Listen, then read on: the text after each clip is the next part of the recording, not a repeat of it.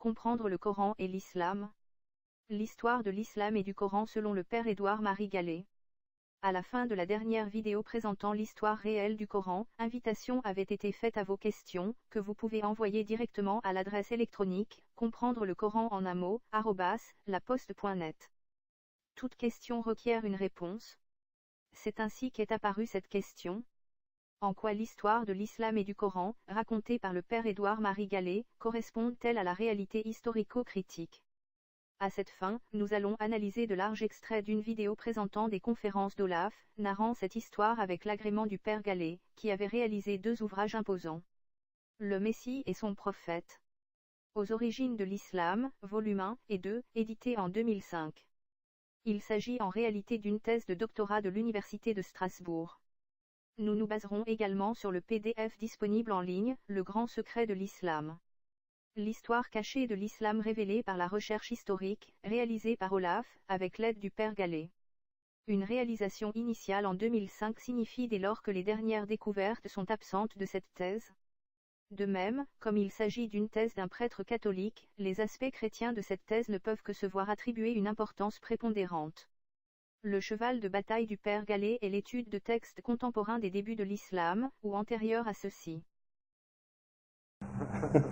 Bonsoir à tous. Effectivement, j'ai été invité là pour vous parler de l'islam. Et peut-être d'une façon, à mon avis, que vous ne connaissez absolument pas. Parce que je vais vous parler de l'histoire de l'islam comme on l'a retrouvée, comme les chercheurs qui travaillent dessus depuis une centaine d'années, mais particulièrement depuis une quinzaine d'années, l'ont retrouvée. Et ce qu'ils ont établi, c'est-à-dire ce que j'ai appelé là dans le titre l'histoire réelle de l'islam, nous donne des clés pour comprendre ce qu'est l'islam, mais de façon beaucoup plus profonde et beaucoup plus vraie que le discours ambiant qu'on nous sert sur l'islam, religion de paix, le discours que nous disent aussi les musulmans eux-mêmes sur leur religion. Et vous allez voir derrière que le phénomène qu'est l'islam va venir aussi nous interroger, nous occidentaux, sur ce qu'on est et sur ce qu'on croit.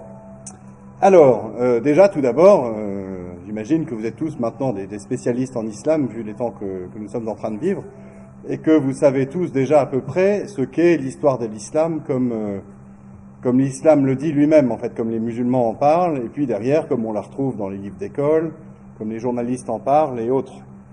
C'est-à-dire que on a une histoire dite officielle, qui est celle qui est enseignée, qui met en scène Mahomet, le prophète de l'islam. Alors on peut dire Muhammad ou Mahomet. Mahomet en français, ça vient du turc, donc il n'y a pas de honte à dire Mahomet. Il aurait reçu entre 610 et 632, la date de sa mort, une révélation de Dieu. Un ange lui serait apparu et lui aurait révélé petit à petit ce qu'est le Coran aujourd'hui, qui serait donc la parole de Dieu à la virgule près. Ce Coran aurait été mis par écrit par la suite par ses compagnons, devenus califes, et puis l'islam se serait répandu comme ça. Donc on est là au 7e siècle, entre 610 et 632, en Arabie, aujourd'hui saoudite, dans la ville de la Mecque, dans une région assez désertique. Mahomet aurait été un caravanier. Bon, vous avez à peu près là tous les présupposés de l'histoire de l'islam comme l'islam se raconte lui-même.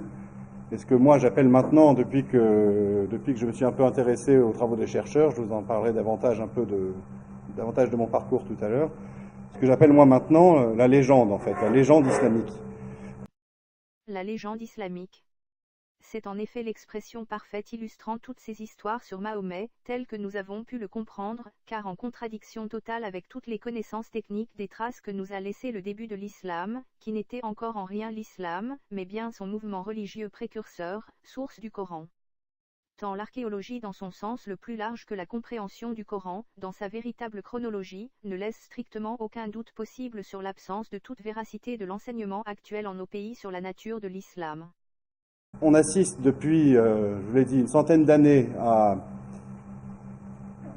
au fait que des chercheurs occidentaux appliquent des méthodes de recherche critique et de recherche scientifique sur l'islam, ce qui n'avait jamais été fait auparavant. Et puis il y a depuis une soixantaine d'années, et particulièrement depuis 15-20 ans, une accélération en fait des découvertes nouvelles qui sont faites sur l'histoire réelle de cette religion, avec, mais là depuis 15 ans, c'est impressionnant en fait, des découvertes qui se succèdent, et on se rend compte justement que l'histoire que je vous ai dite, du Mahomet à qui un ange Gabriel révèle le Coran, ça c'est pas tout à fait comme ça que ça s'est passé, quoi. Alors déjà, je vais commencer par la Mecque. Ils ont retourné toute la ville pour faire ces énormes buildings que vous voyez partout. On voit les fouilles là, qui ont été faites pour retourner la ville sur des dizaines de mètres de profondeur pour faire des gratte-ciel.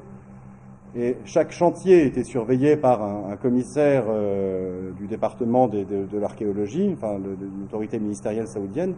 On n'y a rien retrouvé. Rien de rien. Et derrière, ça vient forcément interroger. Et puis, donc, en s'interrogeant, on fouille un petit peu, puis on se rend compte que des chercheurs ont étudié le sujet. Et on voit que, en 2011, par exemple, il y a un historien canadien, Dan Gibson, qui a publié sur le sujet, un spécialiste des Arabes, et qui nous a montré que, en fait, la Mecque n'existait pas à l'époque de Mahomet. En fait, il faut attendre l'an 725 pour trouver la première mosquée qui pointe vers la Mecque. Ça, c'est le travail de cet historien dont je vous parle, donc qui a été faire un peu de recherche, qui a été voir les mosquées anciennes. Donc ça veut dire que pendant 100 ans, il n'y a pas de mosquée qui pointe vers la Mecque.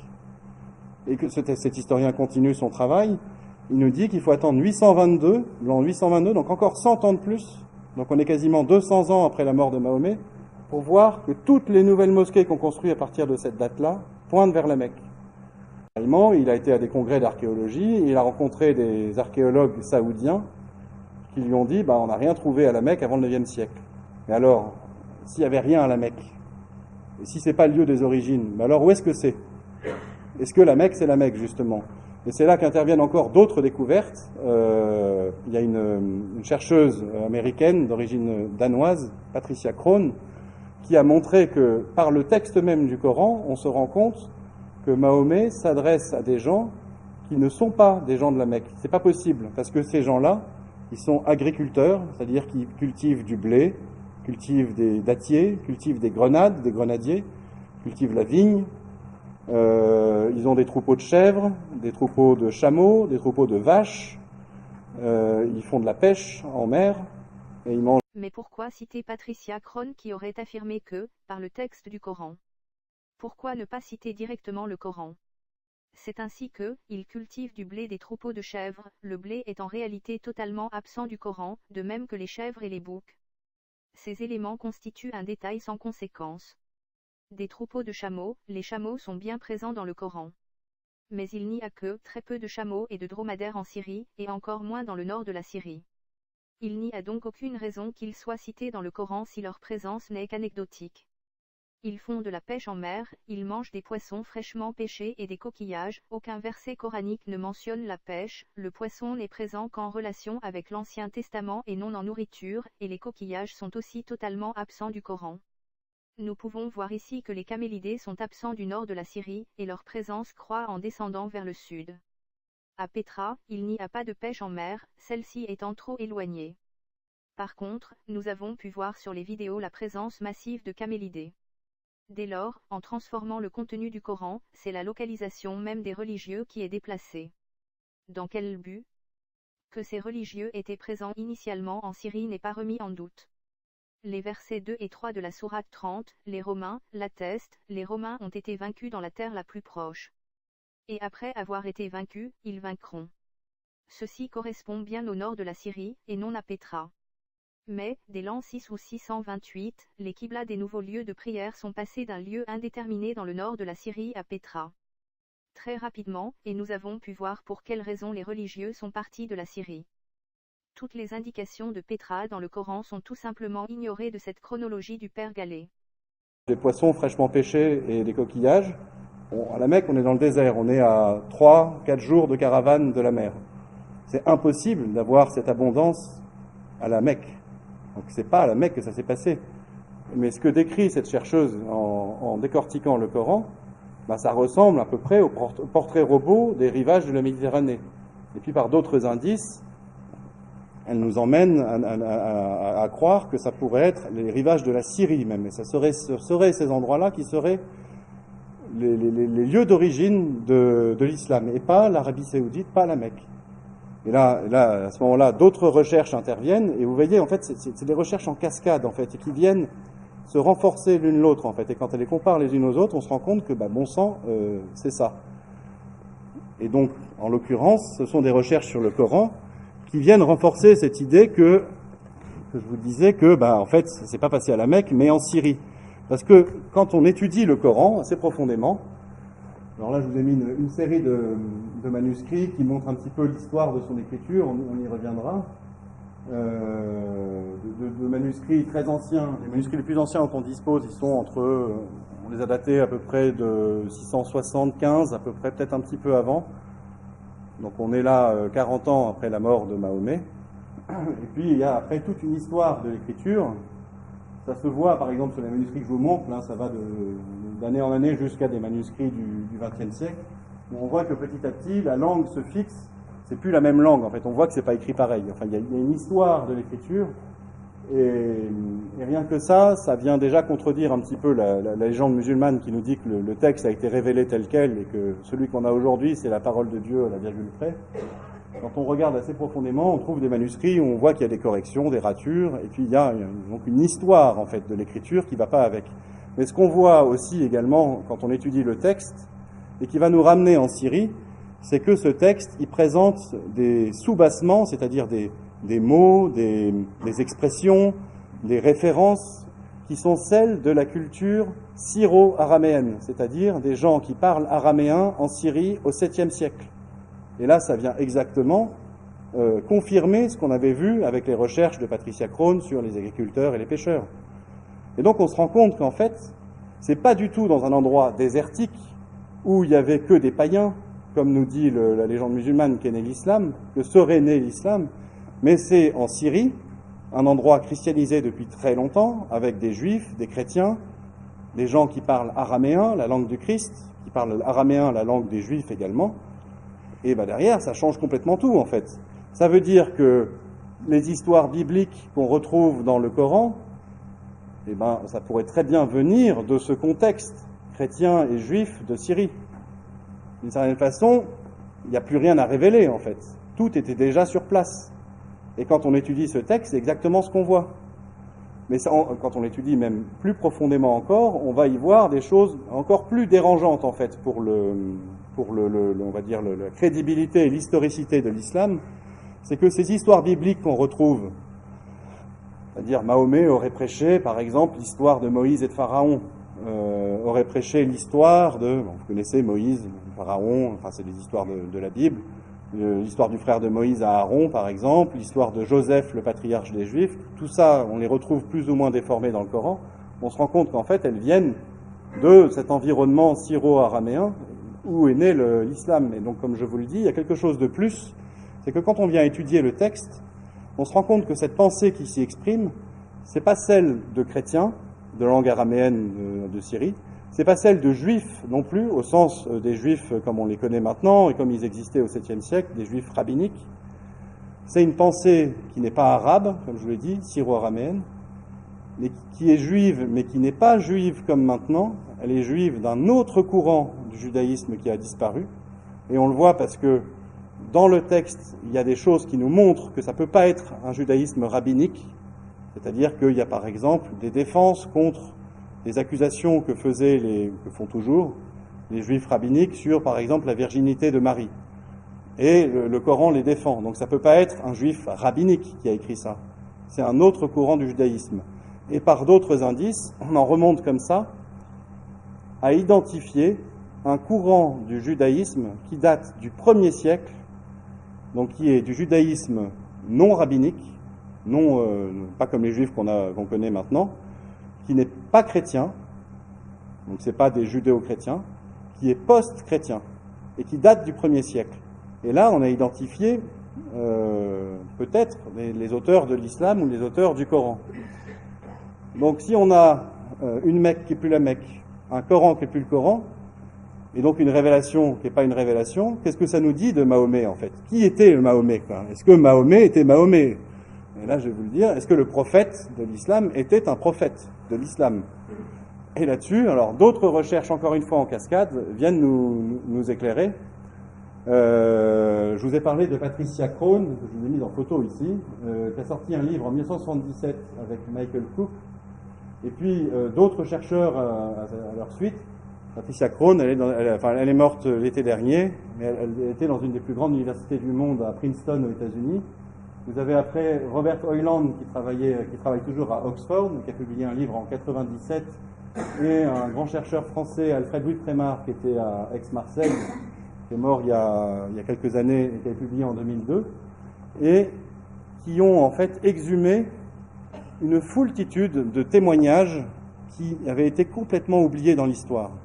Je vous ai parlé de l'histoire de Mahomet comme l'islam en parle. Vous vous souvenez donc Mahomet qui prêche, et puis ensuite après la conquête, et ainsi de suite.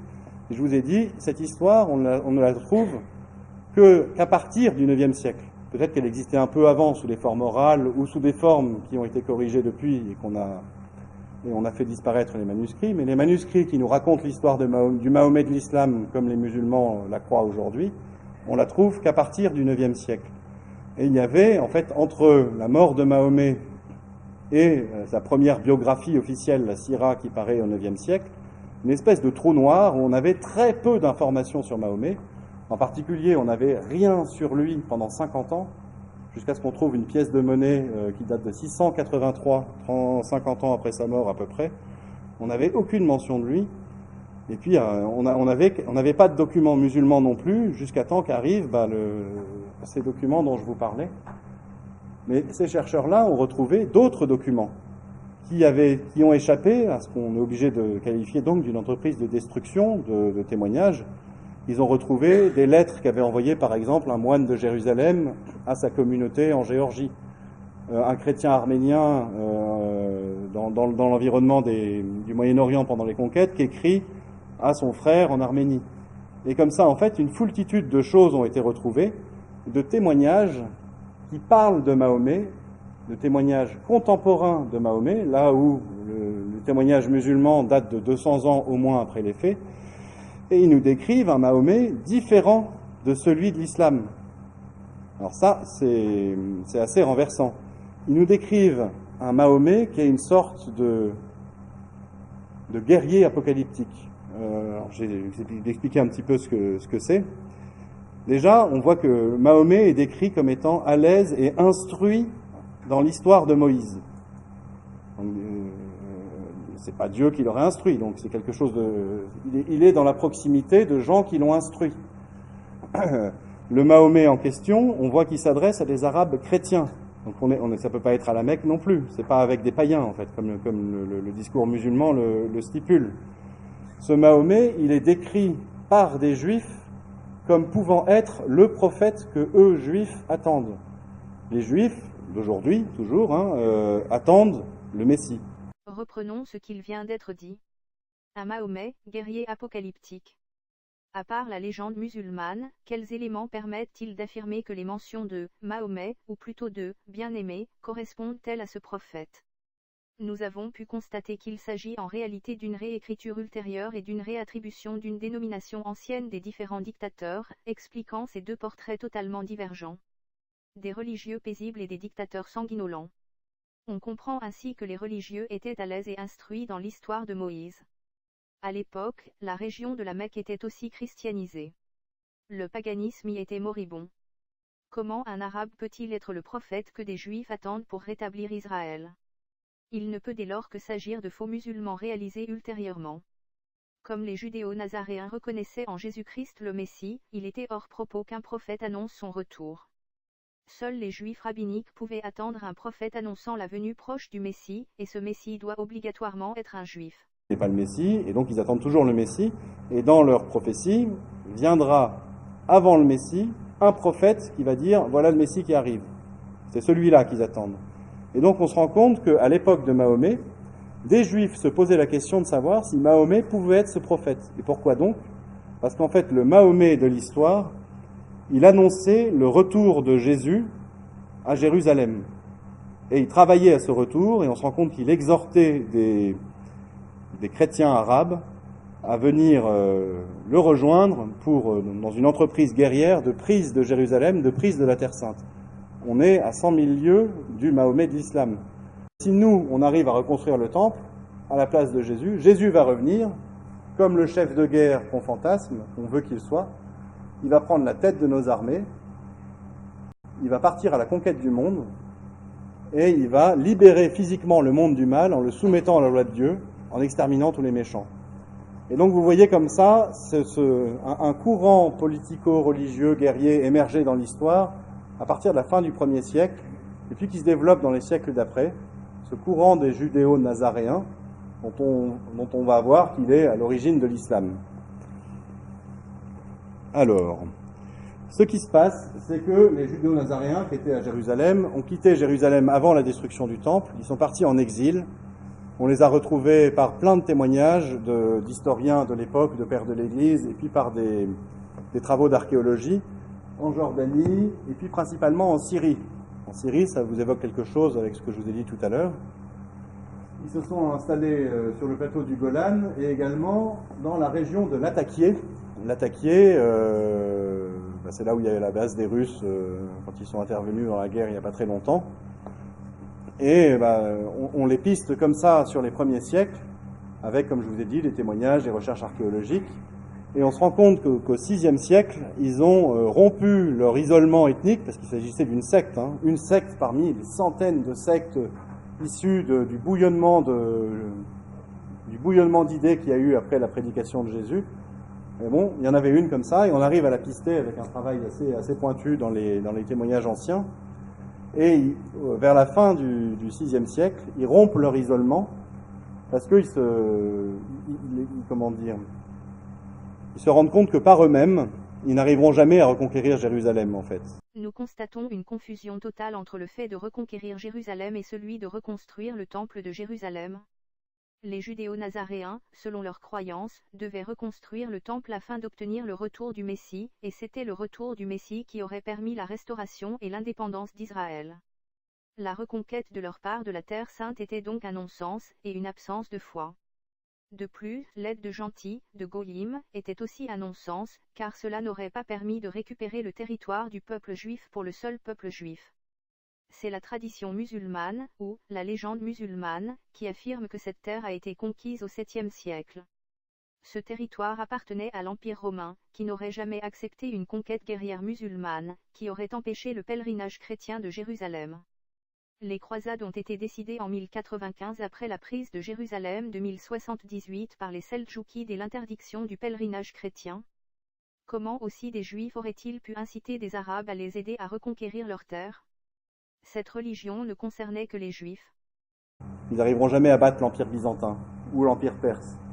Et donc ils se disent qu'il leur faut des alliés. Il faut qu'ils fassent rentrer des gens avec eux dans leur projet. Et donc ils vont s'adresser à leurs voisins directs. Alors qui on trouve comme voisin direct dans la région de Latakié ? On trouve la tribu des Koréchites. Koréchites, je ne sais pas si ça vous parle.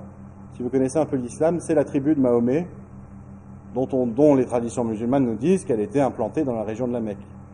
Mais dans la région de Latakié, on trouve quoi ? Des vestiges archéologiques qui existent, qui ont été fouillés et documentés, du caravansérail des Koréchites. Bon, ça on trouve pas ça à la Mecque. On trouve une rivière des Koréchites, par exemple. On trouve pas ça à la Mecque non plus. Donc on comprend en fait que les Koréchites étaient implantés dans cette région-là.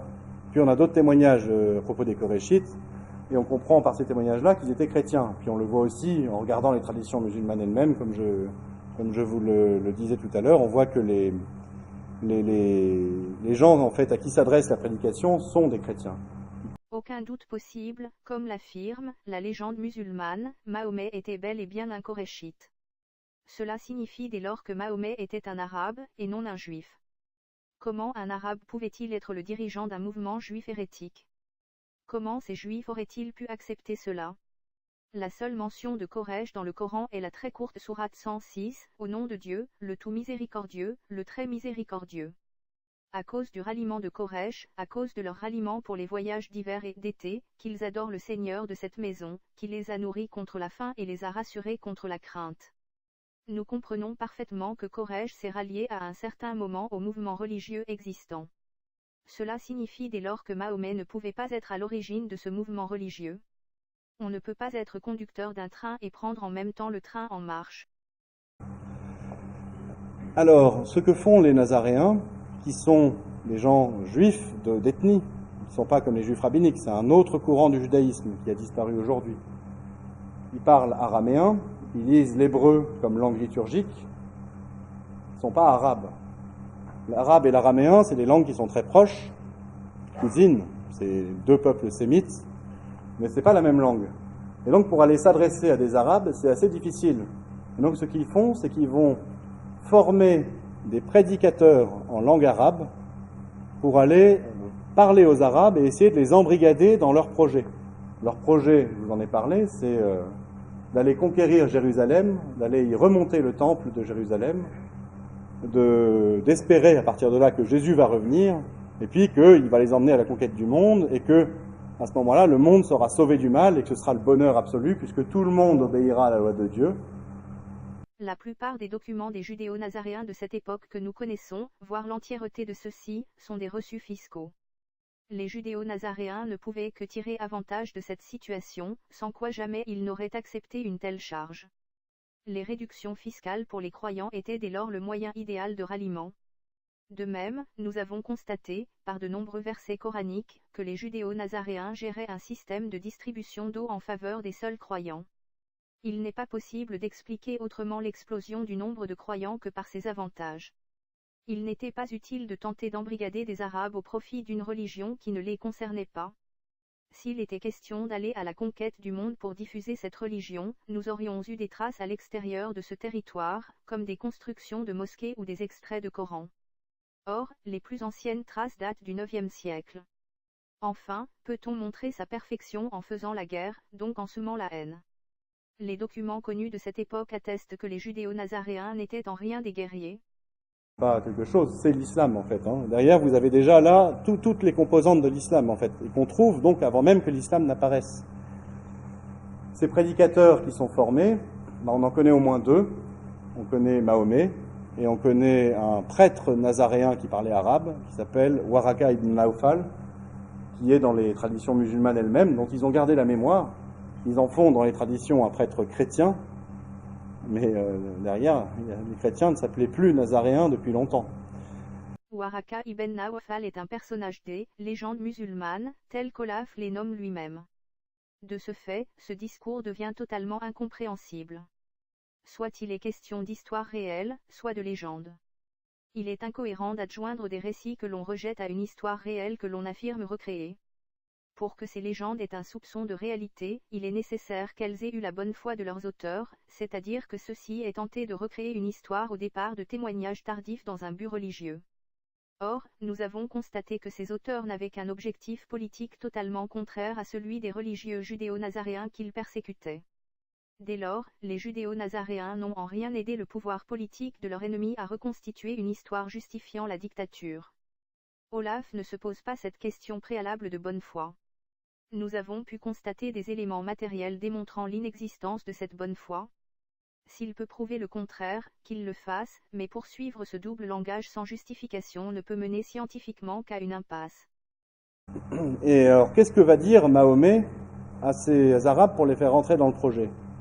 Alors, peut-être qu'il y a eu des aspects de mercenariat, mais principalement ce qui s'est fait, c'est que il leur a transmis l'espérance qu'avaient les Nazaréens. Les Nazaréens, ils avaient un but ultime, ils espéraient le bien supérieur à tous les autres, qui est un monde délivré du mal. Le projet est un monde délivré du mal. Le mal est une vision venant droit de la théologie chrétienne et un leitmotiv de certains prêtres chrétiens. Au contraire, le mal est une notion secondaire de la théologie juive. C'est par sa résurrection que Jésus-Christ a vaincu le mal et a attesté d'une miséricorde divine inépuisable. Mais, comme les judéo-nazaréens ne la reconnaissaient pas, ils n'avaient pas cette perception du mal. Quoi qu'il en soit, il semble aberrant de faire prendre les armes par des personnes non concernées avec comme projet un monde délivré du mal. Peut-on ainsi unir les peuples? Malheureusement, Olaf ne cite aucun document, aucun fait, aucune justification, aucune preuve pour attester une telle affirmation. Le faire. Et comment est-ce qu'ils s'y prennent? Eh ben, c'est assez simple en fait. On comprend à la lecture des traditions musulmanes et du Coran comment ils s'y prennent. Et qu'ils vont voir des Arabes chrétiens qui croient donc en Jésus, qui pensent que Jésus va délivrer le monde du mal définitivement à la fin des temps. Ils vont leur dire, mais nous aussi on croit en Jésus, sauf que nous, on a une recette pour le faire revenir maintenant, et vous allez voir qu'il va délivrer le monde du mal maintenant s'il revient à Jérusalem. Et en plus, vous pouvez rentrer avec nous dans le projet parce que vous êtes nos cousins. Vous êtes nos cousins. Nous, on est des enfants d'Abraham. Dans la tradition juive, les Juifs descendent d'Abraham par Isaac.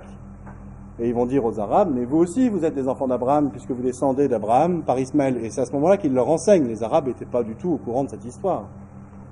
Ils leur enseignent ça, et donc ils forment en fait une communauté nouvelle. Il y a des maîtres en religion nazaréens, et puis leurs affidés, les gens qui leur ont fait allégeance, des Arabes qui rentrent dans le projet, et des prédicateurs, dont Mahomet, et Mahomet émerge comme un chef de guerre, et ils vont conduire comme ça plusieurs opérations. On a la trace d'une opération, on pense qu'en 614, ils ont essayé de conquérir Jérusalem en rentrant dans une expédition de Perses, qui ont pris Jérusalem à cette époque-là, mais ça n'a pas marché pour eux. Et puis il y a plein de péripéties historiques.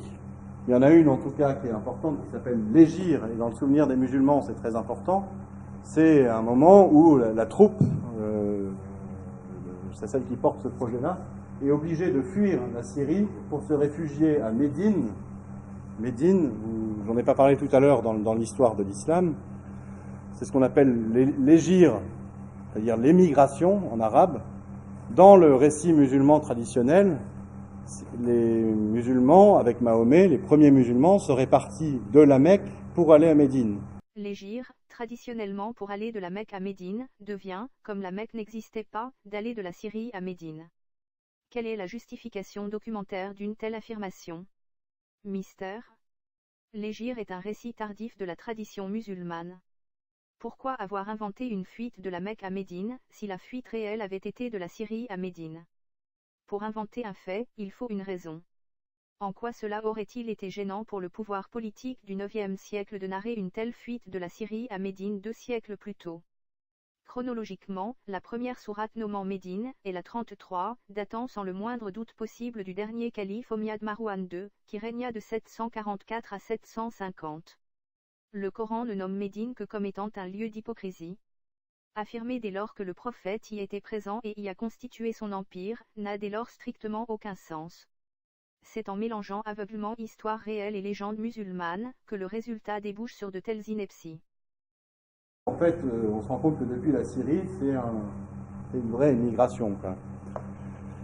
Bon, Mahomet meurt, et la troupe finit par prendre Jérusalem à la fin de l'année 637, début 638. Ça, c'est documenté et on sait comment ça s'est passé. Et ça y est, donc, ils vont pouvoir mettre en œuvre le projet, reconstruire le temple et faire revenir Jésus.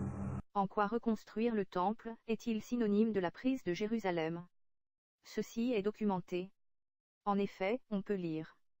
Sophone, patriarche de Jérusalem de 634 à 638, aurait écrit dans la lettre synodale envoyée vraisemblablement en 634 à Rome et Constantinople, que « les Saracènes se livrent à un pillage total avec cruauté et sauvagerie ».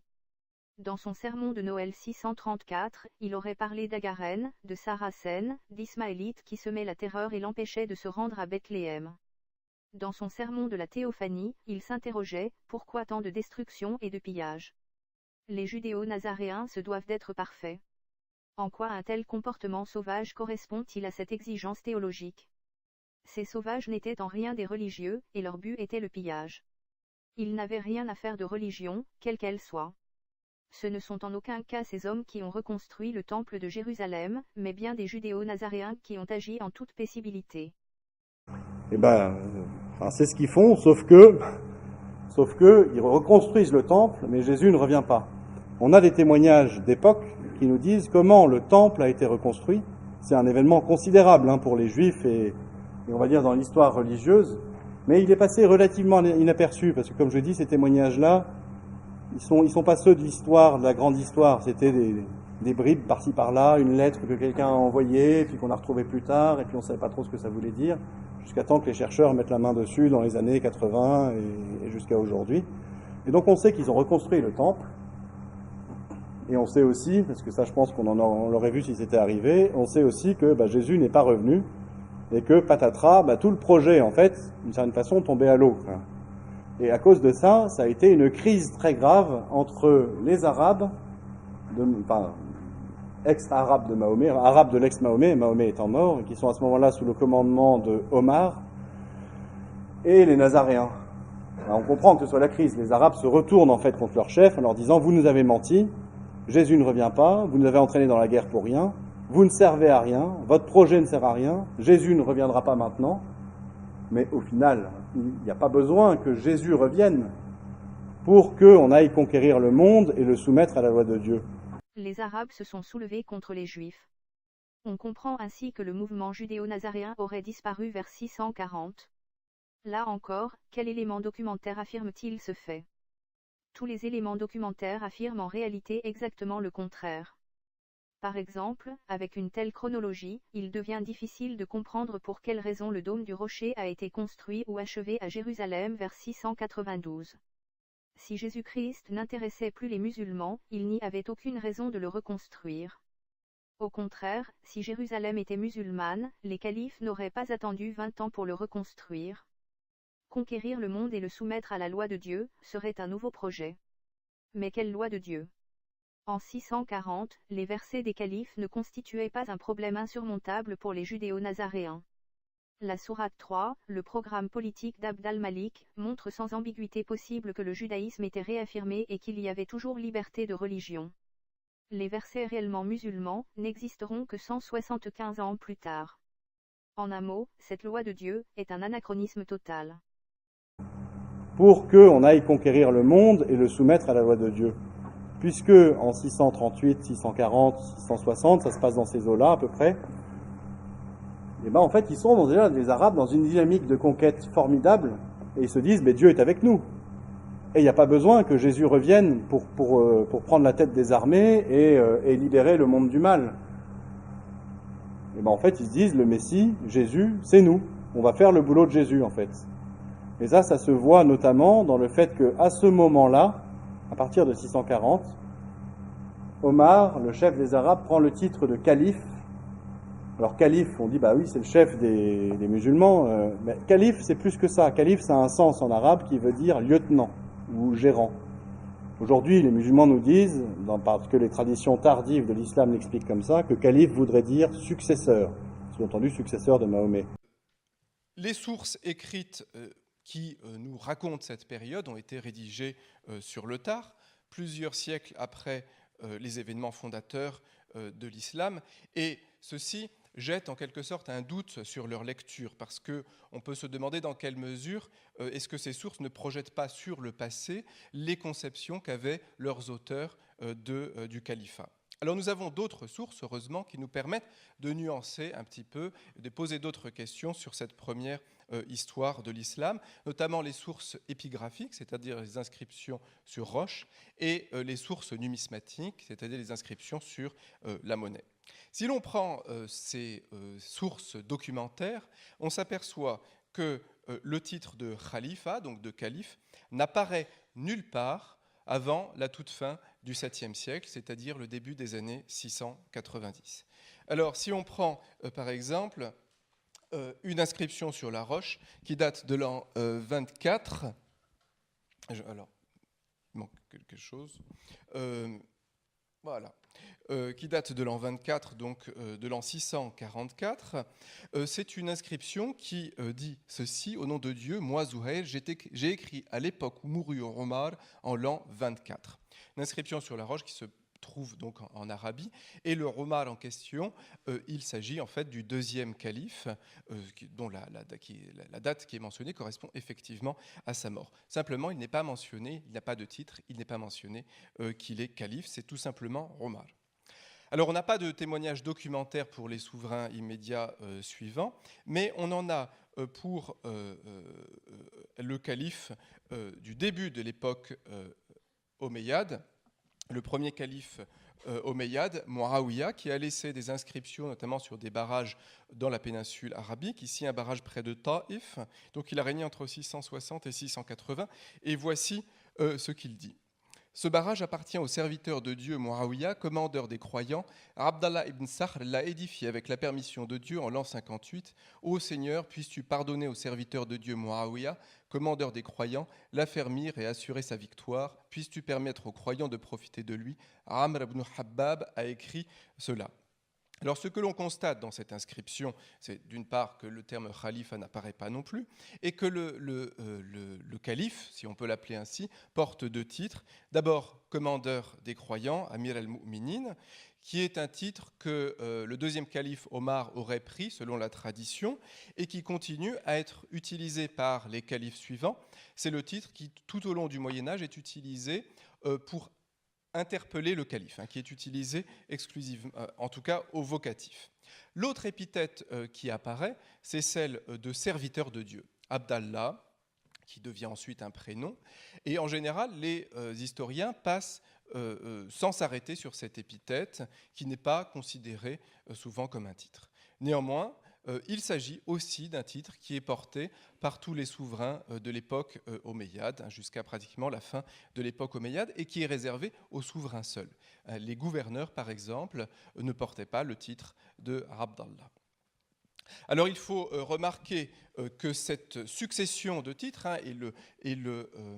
la présence du nom de Muawiyah entre deux titres, Abdallah et Amir al-Mu'minin, en quelque sorte, pourrait être représentatif d'une certaine conception du pouvoir du souverain, qui est qualifié à la fois vis-à-vis de Dieu d'un côté et vis-à-vis des croyants de l'autre côté, peut-être en le mettant dans une position d'intermédiaire entre les deux. Alors c'est au 7e siècle que l'on trouve les premières attestations documentaires du mot khalifa pour désigner le chef de la communauté, et on le trouve en particulier sur des monnaies du souverain omeyyade, Abd el-Malik, qui a régné entre 685 et 705. On le trouve sur des pièces de monnaie figuratives qui correspondent à une réforme monétaire par ce souverain de l'islam, sur lequel on voit d'abord le souverain lui-même qui porte un fouet au côté et qui porte une épée, qu'il est en train de tirer du fourreau. Et il porte deux titres, Amir al-Mu'minin, commandeur des croyants, toujours, et d'un seul coup, Khalifa, mais Khalifat Allah. Donc, c'est-à-dire, il est qualifié de calife de Dieu, de lieutenant de Dieu sur terre. Donc, cela ne correspond pas à la conception classique traditionnelle des sunnites d'un calife qui est le successeur du prophète. Les dictateurs se battaient donc pour obtenir un titre qui n'existait pas en 640, mais seulement 50 ans plus tard, selon le professeur Mathieu Tillier. Si les dictateurs se battaient à mort pour ce titre prestigieux, pourquoi n'était-il indiqué nulle part, alors que d'autres titres moins prestigieux étaient indiqués? Pour rappel, voici les éléments matériels qui indiquent sans ambiguïté que ce titre avait la signification à l'époque de successeur, non du prophète, comme tout le monde le pense, mais des prophètes de l'Ancien Testament. Le titre de calife apparaît simultanément à celui de prophète, pour nommer les dictateurs. C'est parce qu'Abd al-Malik usurpe ce titre de prophète qu'il fait éclaircir la nature de sa prophétie. Il a la même autorité que les prophètes de l'Ancien Testament et devient dès lors successeur de ces prophètes. C'est ainsi que le verset 163 de la sourate 4 montre l'égalité affirmée entre le calife et les prophètes de l'Ancien Testament. Nous t'avons révélé comme nous avons révélé à Noé et aux prophètes après lui. Et nous avons révélé à Abraham, à Ismaël, à Isaac, à Jacob, aux tribus, à Jésus, à Job, à Jonas, à Aaron et à Salomon. Et nous avons donné à David une écriture. Les deuxième et troisième inscriptions du dôme du rocher, réalisées par ordre d'Abd al-Malik et parfaitement contemporaines de l'apparition du califat, corroborent cette usurpation. Le bien-aimé est l'envoyé de Dieu, en vérité, Dieu et ses anges bénissent le prophète. Ô vous qui croyez, bénissez-le et rendez-lui grâce d'une manière digne. Le bien-aimé est l'envoyé de Dieu. Que Dieu le bénisse, et ses anges, et ses prophètes le protègent et aient pitié de lui. La première inscription à la Mecque datant de 699 réalisée par les judéo-nazaréens, affirmant le choix de la Mecque comme lieu de fuite, et revendiquant l'héritage divin, nature de l'usurpation d'Abd al-Malik. Il s'agit du verset 26 de la sourate 38, un des rares reprenant ce terme de calife, ô David. Nous avons fait de toi un successeur sur terre. Juge donc en vérité parmi les humains et ne suis pas le désir, sinon il t'égarera de la voie de Dieu. Ceux qui s'égarent de la voie de Dieu auront un châtiment fort pour avoir oublié le jour du compte. Dès lors, une telle affirmation d'Olaf entre en pleine contradiction avec de très nombreux faits et avec les traces que l'islam historique a laissées. Ainsi, comme il reprend de très nombreuses affirmations de la tradition musulmane, ce raisonnement souffre de ces mêmes travers, une histoire contraire aux faits est matérialisée par moult anachronismes. Particulièrement, il y a une concentration du temps. Des faits vaguement analogues sur 2 siècles se voient réduits à quelques décennies. Donc en fait, on voit que le chef des Arabes prend le titre du Messie, c'est lui qui devient le chef de guerre pour aller conquérir le monde, le soumettre à la loi de Dieu et en extirper le mal physiquement. Le problème, c'est que c'est un titre très convoité. Devenir le lieutenant de Dieu sur terre, tout le monde veut être le lieutenant de Dieu sur terre. Et puis surtout, qui est légitime pour dire qu'il est le lieutenant de Dieu sur terre? Et donc derrière, vous avez là les racines très profondes de la guerre civile qui a démarré en islam entre les musulmans et qui n'a jamais cessé depuis. Et s'ouvre à partir de l'an 644, assassinat d'Omar, par des gens qui n'étaient pas d'accord avec lui, qui pensaient qu'il n'était pas légitime pour régner au nom de Dieu, s'ouvre une terrible période de guerre civile. Alors ça, c'est la première guerre civile des Arabes, la première fitna. Et dans cette guerre civile, on va voir que vont s'inventer petit à petit les concepts de l'islam. C'est-à-dire que là, je vous ai parlé de la religion des Nazaréens. La religion des Nazaréens avec les Arabes, c'est pas encore l'islam comme on le connaît. Il n'est pas question de prophète, pas question de Coran, pas question de révélation. Donc on voit que l'islam, en fait, s'est inventé petit à petit bien après. Comment est-ce que ça s'est fait? Ça s'est fait au fil de la guerre civile dont je vous ai parlé, entre 640 à peu près et la fin du siècle, la fin du 7e siècle, où il va y avoir un jeu de concurrence entre des factions qui vont se dire, mais moi je suis légitime pour régner. Leur chef va dire, moi c'est moi qui suis légitime pour régner au nom de Dieu. Un autre va dire, ah non c'est moi. Un autre va dire, ah non c'est moi. Et ils vont avoir des arguments à faire valoir. Les arguments, ça va être de dire, bah moi je suis le calife, je suis le lieutenant de Dieu sur terre. Mais un autre va dire, oui mais moi j'ai des textes qui me disent que les Arabes sont ceux que Dieu a choisis pour soumettre le monde à sa loi. Un autre va dire, ah, mais moi je suis dans la continuité du prophète. Je suis dans la continuité de Mahomet en tant qu'il est le premier qui nous a dit ça, même si c'est pas tout à fait ça qu'il a dit. Un autre va dire, mais moi je suis celui qui a le contrôle de la ville des origines, de la Syrie ou d'autres lieux. Je n'en ai pas parlé, c'est un peu compliqué, mais et en fait on voit comme ça des factions qui s'affrontent et des concepts qui sont propres à l'islam qui émergent en fait de la concurrence. Une preuve qu'on en a, là je vous la montre ici, là, ce sont des pièces de monnaie, c'est très intéressant. Ça fait partie des recherches nouvelles qui sont faites depuis cinquantaine, soixantaine d'années et qui nous donnent des témoignages très intéressants. Parce que regardez, ces 2 premières pièces que vous voyez en haut, 2 premières pièces, alors ce sont des pièces qui étaient utilisées par les premiers califes. Les premiers califes, les musulmans aujourd'hui, les appellent des califes rachidoun, bien guidés. Ils avaient quasiment la révélation en eux. Alors j'y vais un peu fort, mais c'est pas ça, mais ils étaient vraiment dans le droit fil de l'islam, exactement comme il fallait. Ils étaient des compagnons de Mahomet, et leur parole est presque parole de, enfin pas d'évangile, mais de Coran, enfin presque, entendons-nous. Et on se rend compte que ces 2 pièces dont je vous parle là, qui ont été utilisées par ces califes-là, et frappées par ces califes-là, elles présentent des symboles chrétiens. Alors, vous ne voyez peut-être pas au fond, mais là j'ai mis avec des rectangles rouges, on voit des petites croix. Et qui sont des symboles chrétiens. Parce qu'en fait ce sont des copies plus ou moins de pièces byzantines sur lesquelles l'empereur, ça c'est la pièce de droite, apparaît avec la couronne avec une croix et l'orbe impérial dans la main avec une croix au-dessus. Et donc ces premiers califes, on se rend compte qu'ils étaient beaucoup plus proches des chrétiens que l'islam ne nous le dit. L'islam nous dit les premiers califes c'était des super musulmans, donc super anti-chrétiens, à fond contre les églises, la croix et autres, mais ils avaient des pièces avec des croix. Donc déjà là, on voit un indice que l'histoire de l'islam, comme elle nous a raconté, ne tient pas la route complètement. Mais ce qui est très intéressant, c'est qu'on voit l'évolution des pièces. Et petit à petit, les califes se remplaçant les uns les autres, les pièces changent. Cette pièce que je vous montre ici, qui date de 685 à peu près, c'est celle dont je vous parlais tout à l'heure en vous disant à tort que c'était 683, en fait c'est 685. C'est la première pièce de monnaie de l'histoire qui mentionne Mahomet.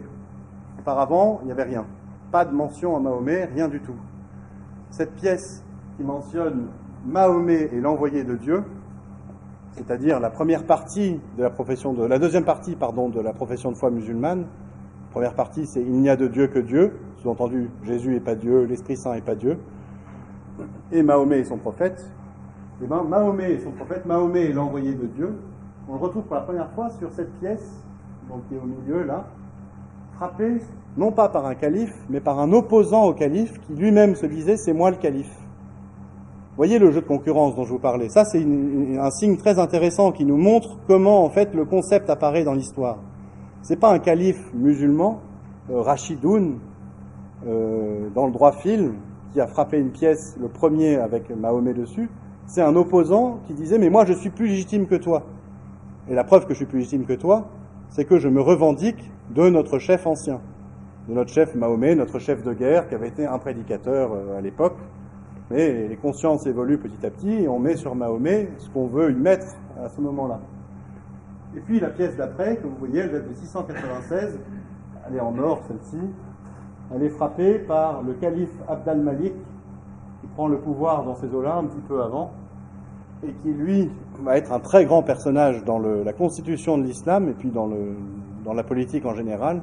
C'est-à-dire que plutôt que de s'inscrire dans la lutte en disant moi aussi je suis légitime, j'ai quelque chose pour me justifier par rapport aux autres, eh ben en fait c'est plus simple, c'est le plus fort, il soumet tout le monde et il reprend tous les concepts des autres à son compte. Et en fait en faisant ça, il fonde un peu les piliers de l'islam, c'est-à-dire un calife, une révélation de Dieu aux Arabes, un livre saint arabe, un prophète arabe, un environnement arabe, et il reprend aussi le fait que Mahomet soit l'envoyé de Dieu qu'on retrouve sur sa pièce. Et on comprend comme ça comment progressivement a pu se former l'islam. Donc là, je vous parle des piliers, mais c'est pas encore l'islam comme on le connaît, parce qu'on n'a pas encore de Coran comme on le connaît à cette époque-là.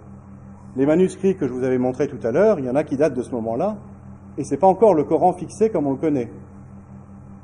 Il y a eu derrière tout un travail d'évolution, de constitution de la religion en fait. Et ça, il faut l'intégrer pour comprendre ce que c'est que l'islam, parce que c'est encore aujourd'hui ce qui le définit. Va s'ouvrir en fait à partir d'Abd al-Malik, et puis ça avait déjà commencé avant, toute une phase où on va écrire et réécrire l'histoire. On a affaire donc à des gens, ces Arabes conquérants qui sont à la tête maintenant d'un empire, qui l'ont fait au nom de Dieu, pour soumettre le monde à la loi de Dieu, comme ça leur avait été enseigné lointainement par les Nazaréens, via Mahomet, via d'autres prédicateurs. Et ils se retrouvent vraiment à la tête du monde, c'est-à-dire qu'ils ont tout le Moyen-Orient. Ils sont au-dessus des chrétiens, ils sont au-dessus des juifs. Le calife se prend vraiment, c'est le cas de le dire, pour le Messie. Les califes écrivent et réécrivent l'histoire. Le calife se prend réellement pour le Messie. Aucun calife ne s'est jamais pris pour le Messie, car le Messie était clairement identifié en Jésus-Christ. Même les musulmans actuels affirment que l'unique Messie est Jésus-Christ. Au titre de Messie correspond de même une mission eschatologique, que les califes auraient eu du mal à assumer. Comment peut-on écrire et réécrire l'histoire ? Nous constatons que les documents écrits en arabe ont disparu, afin d'éviter que d'anciens documents soient utilisés pour démontrer les falsifications. Deux moyens existent pour les dictateurs pour récupérer ces documents anciens. Le bâton et la carotte. Les deux ont vraisemblablement été utilisés. Mais les documents sont petits et peuvent se cacher dans un territoire énorme. Et le bâton fait immédiatement naître une contestation. Pour récupérer ces anciens documents, le dictateur n'avait de fait qu'un moyen efficace. Offrir des récompenses et payer cher. Dès lors, sachant qu'un document pouvait être vendu à prix d'or quelques années ou quelques dizaines d'années plus tard, il devient évident que la population aurait réalisé de très nombreux documents, de très nombreux journaux, relatant les faits, servant avant tout comme assurance retraite. Devant une quantité hors mesure à racheter, l'État aurait tout simplement été ruiné. Nous comprenons donc qu'une telle gestion est incohérente. Les faits n'ont pas pu se passer ainsi. On ne peut faire disparaître les écrits que si les mémoires se sont aussi volatilisées. Il faut par conséquent attendre une ou deux générations que pour pouvoir raisonnablement travestir l'histoire. En réalité, l'histoire n'a été réécrite qu'une seule fois, à partir de l'an 813 et l'arrivée au pouvoir d'Al-Mamoun. La bibliothèque de livres que montre Olaf est d'ailleurs composée de hadiths, tous réalisés à partir du règne de ce calife. Au-dessus des chrétiens, ils sont au-dessus des juifs. Le calife se prend vraiment, c'est le cas de le dire, pour le Messie. Et donc derrière, il va y avoir la volonté de se justifier avec quelque chose de nouveau. Quelque chose qui ne doit rien aux chrétiens et aux juifs. Quelque chose qui ne doit rien donc à l'histoire réelle de l'islam. Et petit à petit, il va y avoir un processus comme ça qui s'enclenche sur des centaines d'années où on va réécrire l'islam, on va écrire l'islam plutôt, et on va le doter de l'histoire comme on la connaît. C'est-à-dire qu'on va prendre les événements historiques réels, les souvenirs vont être déformés, on va par exemple transférer les origines de l'islam de la Syrie à la Mecque, en Arabie. Parce que là, à la Mecque, il n'y a pas de juifs, il n'y a pas de chrétiens, c'est le désert. Et donc on peut dire que c'est Dieu qui aurait directement donné la chose aux Arabes. On va justifier ça en constituant un livre sacré. Il avait commencé d'être constitué dans la Première Guerre civile, mais on va continuer de le faire. Et comment est-ce qu'on va constituer ce livre ? Eh bien, en fait, on avait récupéré les écrits des Nazaréens en arabe vers l'an 640, au moment où il y a eu la brouille, sévère brouille avec eux. Et puis, à partir de cette collection de textes, eh ben, petit à petit, enfin, on va leur donner le sens que va prendre le Coran aujourd'hui. On va transformer le Mahomet de l'histoire, dont je vous ai dit qu'il était une sorte de guerrier apocalyptique qui prêchait le retour de Jésus à Jérusalem et qu'il était un prédicateur instruit par les Nazaréens dans la loi de Moïse, mais qu'il n'était pas prophète, il ne révélait rien de nouveau en fait. Eh ben, on va en faire la source de cette nouvelle religion qui est en train de se constituer. En fait, on va chercher à donner une légitimité propre, une légitimité autonome à cette espérance complètement supérieure à tous les autres dont je vous ai parlé, c'est celle de vouloir sauver le monde en fait. Et c'est celle-là qui anime l'islam toujours aujourd'hui. L'islam aujourd'hui dit que ça vient de Dieu directement, ça vient pas d'une déformation faite par les Nazaréens d'idées de Jésus. Ça, c'est sûr que s'il se présentait comme ça, ça passerait un peu moins bien quand même.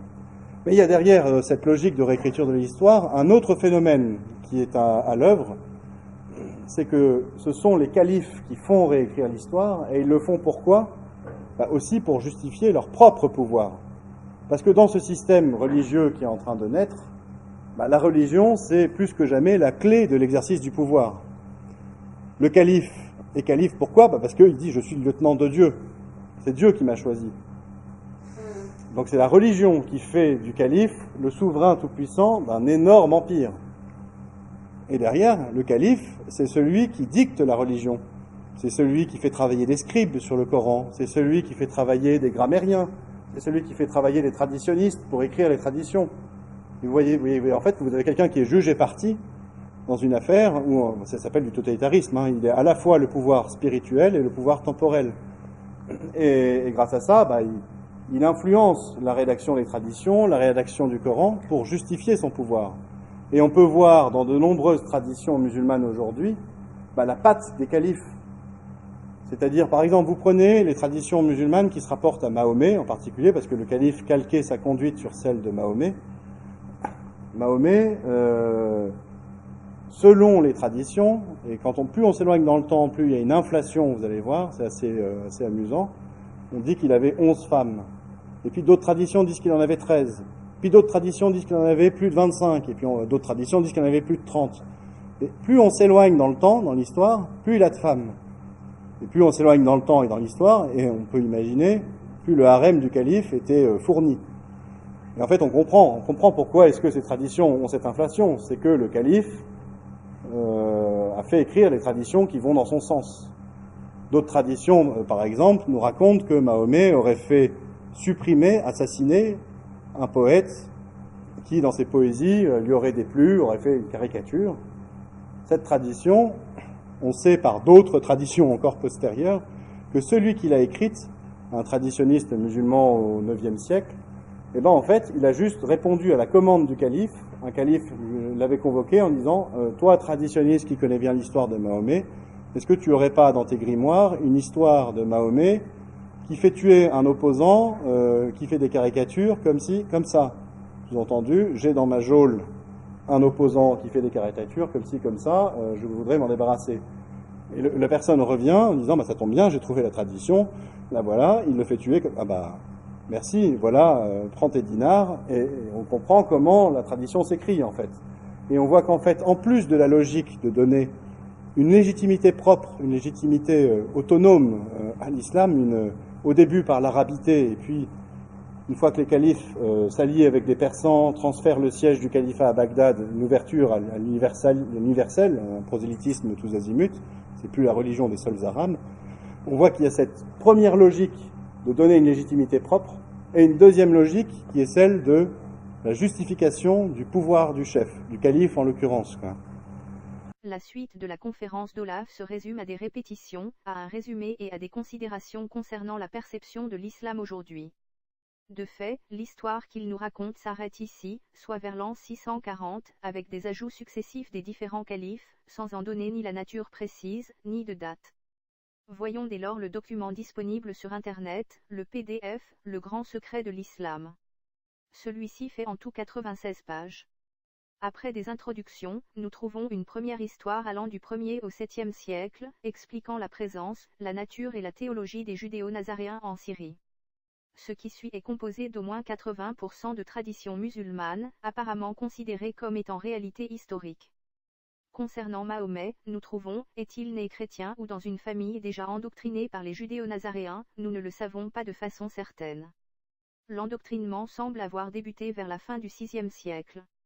Sa personne pose visiblement problème, et qu'il soit coréchite n'est pas remis en doute. Et pourtant, le père Gallet confirme le terme de légende, pour la tradition musulmane. L'islam est vraiment une légende. Alors pourquoi est-ce que cette légende a été inventée? Bon, beaucoup le savent, mais vous pouvez le deviner, c'est simplement pour partir imaginairement d'une table rase. En 640, profitant de l'épuisement de l'Empire byzantin que nous avons expliqué, Omar et son armée ont le contrôle militaire de l'ensemble du Moyen-Orient.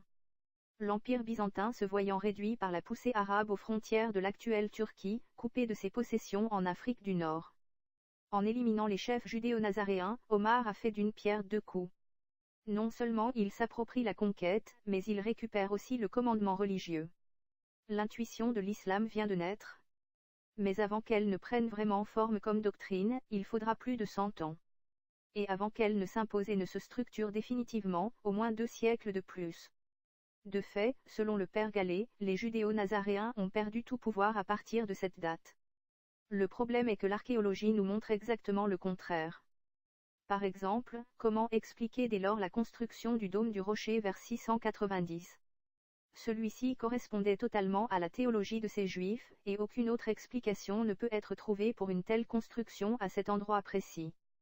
Les graffitis, quasiment tous ultérieurs à 640, mentionnent à foison les prophètes du judaïsme. Mais le père Gallet les ignore presque totalement. De même, tant Olaf que le père Gallet ignorent le Coran, le lectionnaire, comme écrit permettant de décrypter l'histoire réelle des judéo-nazaréens et les exigences ou lois des califes.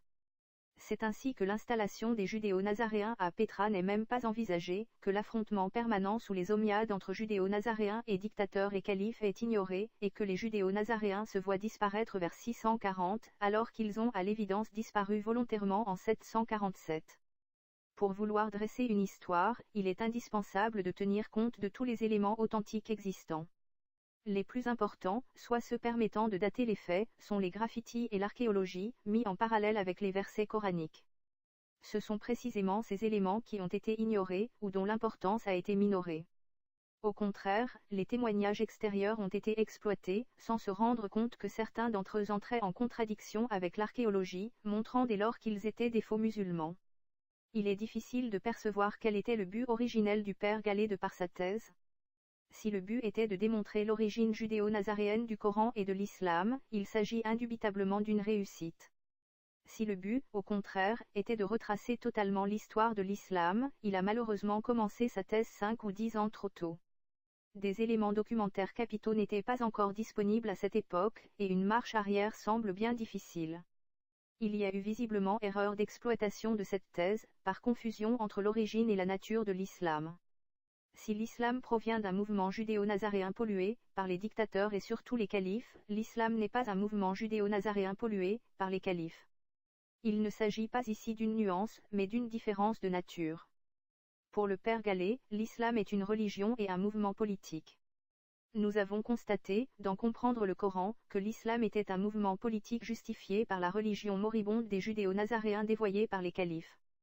Malheureusement pour lui, de par les mauvais choix des sources utilisées, le père Gallet, pour sa thèse, est passé à côté de la confirmation par les prophéties bibliques de l'histoire retracée dans Comprendre le Coran. De fait, aucun théologien n'a jamais fait le lien entre Pétra et la prophétie d'Abdias. Et pourtant, les versets 3 et 4 expriment à merveille l'orgueil des judéo-nazaréens, mais aussi la fuite de Pétra voulue par Dieu en 747. Cette prophétie montre aussi l'opposition avec les Juifs rabbiniques, la puissante armée dont ils disposaient, comme indiqué au verset 16 de la sourate 33. Il aurait ainsi pu épater la faculté. Comme tous les islamologues, il aurait aussi pu comprendre de qui il s'agissait lorsque le Coran mentionne le prophète. Il n'est pas possible, par exemple à la lecture du verset 21 de la sourate 3, qu'il se réfère au Mahomet de la tradition musulmane. Ceux qui mécroient au signe de Dieu, tuent les prophètes sans droit, et tuent les humains qui ordonnent l'équité, annoncent-leur un châtiment affligeant. Ce verset indique, sans le moindre doute, en parlant au futur, que d'autres prophètes devaient succéder aux prophètes vivants à l'époque. Cela lui aurait permis de réellement rejeter la tradition musulmane. En conclusion, ce qui correspond réellement à l'histoire de l'islam dans la thèse du père Gallet. L'origine judéo-nazaréenne du Coran. Le tout début du mouvement religieux en Syrie. Le messianisme de ces religieux juifs, le besoin de perfection pour l'obtention du retour immédiat du Messie Jésus-Christ. La transformation de cette religion à leur profit par les califes successifs. Ce qui ne correspond pas à la réalité historique. La volonté des croyants arabes de s'intégrer à ce mouvement afin d'expurger le mal de la terre.